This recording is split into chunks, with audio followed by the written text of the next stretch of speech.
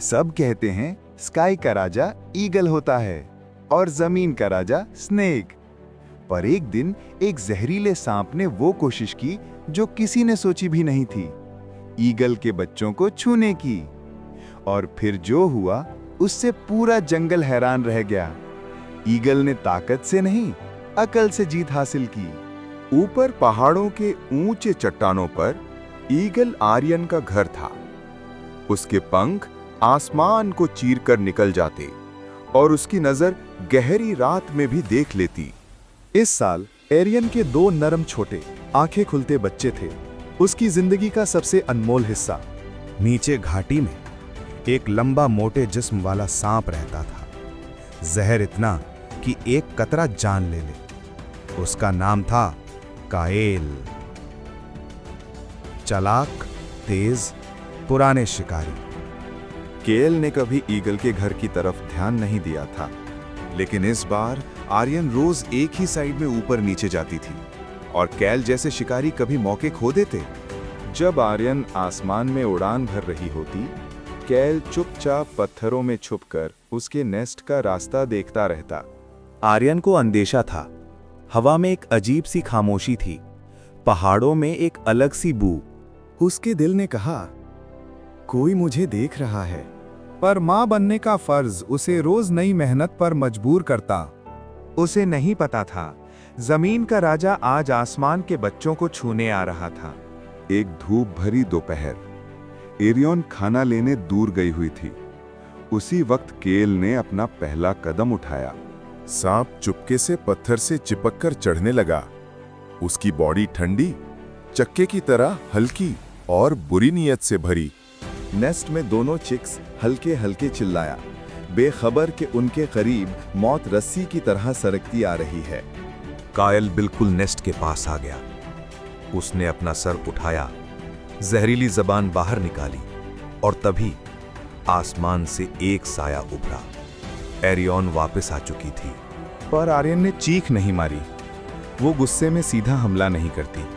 उसने बस एक पल के लिए कायल की आंखों में देखा और उससे एक बात समझ आ गई। जमीन पर सांप का राज होता है, लेकिन आसमान में उसकी कोई ताकत नहीं। अगर आर्यन जमीन पर लड़ती तो सांप उसे बुलंद दफा काट सकता था। अगर पत्थर के पास लड़ती तो सांप उससे ज्यादा तेज होता। पर आर्यन ने बैटलफील्ड बदलने का फैसला किया। उसने झुककर तेजी से अपने क्लॉज कैल की पीठ पर जमा दिए। केल तेज चींचा, घूमा, उलझा, काटने की कोशिश की, पर आर्यन उसका हर मूव पढ़ चुकी थी। एक जोरदार पंख झपट्टी और ईगल ने सांप को आसमान की तरफ खींच लिया। नीचे जमीन छोटी हो रही थी, ऊपर हवा पतली होती जा रही थी। कायल का जिस्म ठंडा पड़ने लगा, उसकी सांसें तेजी से चढ़ने लगीं। वो तेजी से हिलने लगा, लेकिन एयर में कोई ग्रिप नहीं, कोई जमीन नहीं, कोई शक्ति नहीं।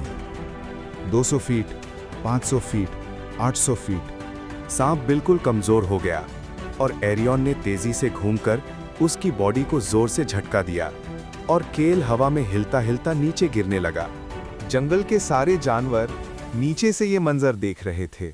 जहरीला सांप जो जिंदगी भर जमीन पर राज करता था, आज आसमान में असहाय, बेकाबू, बेताकत हो चुका था। एक तेज धमाके के साथ कायल पत्थरों पर गिरा। जंगल में सन्नाटा छा गया। एरियन हल्के से नीचे उतरी, अपने बच्चों को गरीबों की तरह अपनी चोंच से धीरे से चेक किया।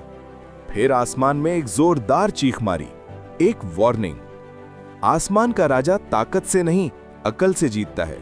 अगर आपको लगता है कि अक्ल हमेशा अंधी ताकत से ऊपर होती है, तो कमेंट में लिखो रिस्पेक्ट फॉर आर्यन और इस कहानी को शेयर करो ताकि सबको पता चले कि जिंदगी में जीत हमला करने से नहीं, सही वक्त पर सही सोच रखने से मिलती है।